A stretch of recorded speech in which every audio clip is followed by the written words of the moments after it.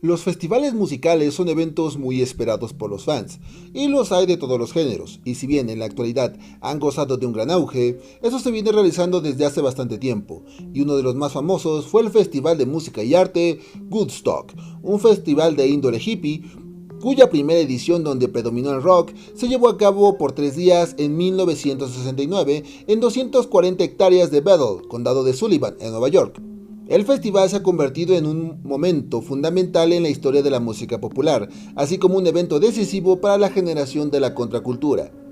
Un festival de música y paz, por ende, no es de extrañar que se llevaran nuevamente a cabo más ediciones en el futuro: Woodstock 79, 89, 94 y 99, siendo este último el más recordado cuando se habla de este festival, y no de la mejor manera. Michael Lang, el organizador original del primer Woodstock, quería celebrar en grande los 30 años del festival, sobre todo para superar la mala experiencia de la edición pasada. Para esto se necesitaría mucho dinero, grandes bandas y un buen lugar.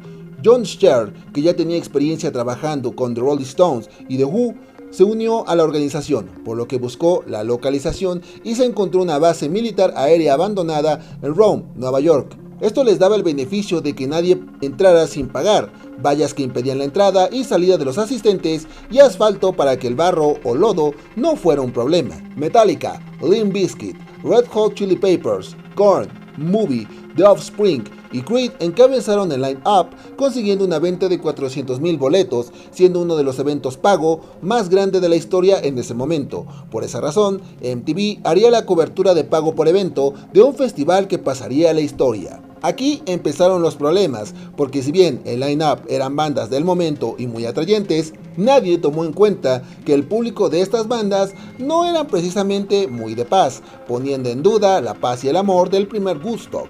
Otra de las señales negativas fue que por la temática del festival no podía haber policía, sino un puñado de hombres llamados el Escuadrón de la Paz. Conforme el día del festival se acercaba, por poner primero las ganancias antes que los costos, se redujeron servicios como alimentos, infraestructura y reduciendo personal de seguridad, contratando a gente sin experiencia y reduciendo sus honorarios. El 22 de agosto inició el festival. Los asistentes abarrotaron las entradas, pero se llevaron la sorpresa que en la entrada eran revisados quitándoles agua o comida, pudiendo entrar únicamente con una bolsa para dormir o inclusive con estupefacientes, pero no con alimentos. Esto para que los asistentes consumieran lo mayor posible dentro del festival.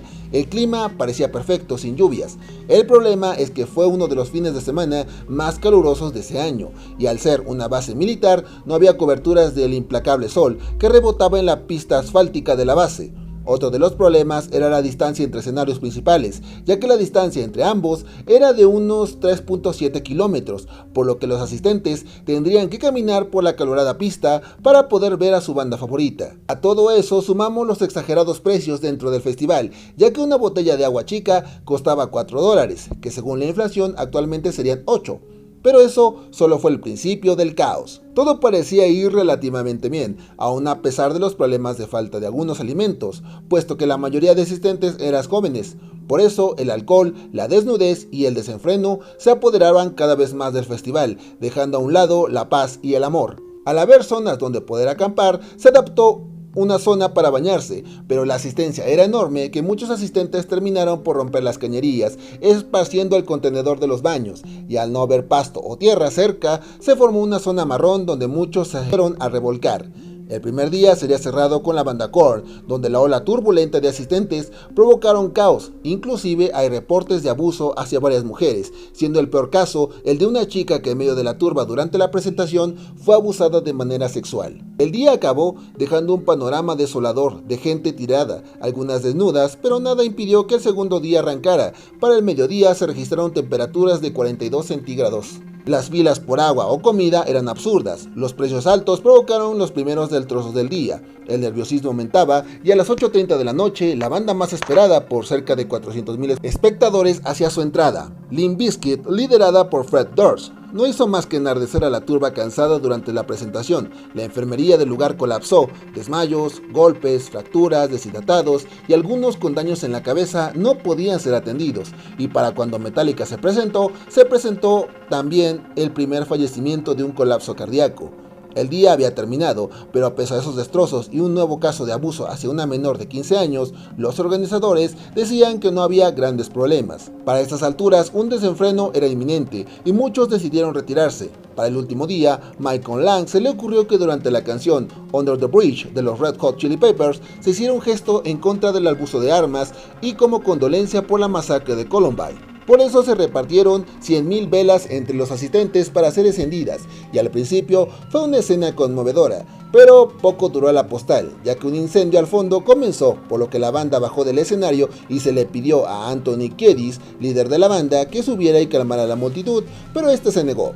La banda nuevamente subió para interpretar un homenaje a Jimi Hendrix y despedirse después de un tema más.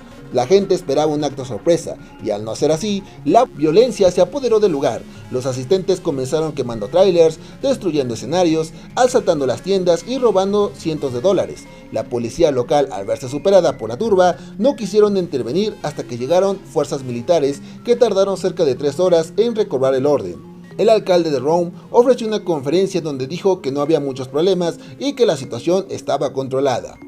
Al día siguiente, el panorama era otro. La zona parecía zona de guerra, cuerpos tirados por todos lados, rastros de sangre y materia fecal inundando la zona. Al final, hubo 4 denuncias por supuesto abuso contra mujeres asistentes, el fallecimiento de David DeRosia, además de cientos de demandas más en contra de los organizadores. MTV, la cual había estado dando cobertura en vivo, mandó a desalojar a todo su personal. El animador de MTV, Kurt Loder, describió la escena en la edición de USA Today correspondiente al 27 de julio de 1999. Era peligroso estar ahí, toda la escena daba miedo, había solamente enormes bolas de odio rebotando por todo lugar, quedaba claro que teníamos que salir de ahí. Era como un campo de concentración. Para entrar, quedaba registrado para asegurarte de que no trajeras ni agua ni comida que pudiera prevenir que compraras de sus cabinas indignantemente caras. Tú te revuelcas en basura y desechos humanos. Había un palpable sentimiento de ira. Por otra parte, Jane Canal, periodista del San Francisco Examiner, lo describió como el día en que la música murió.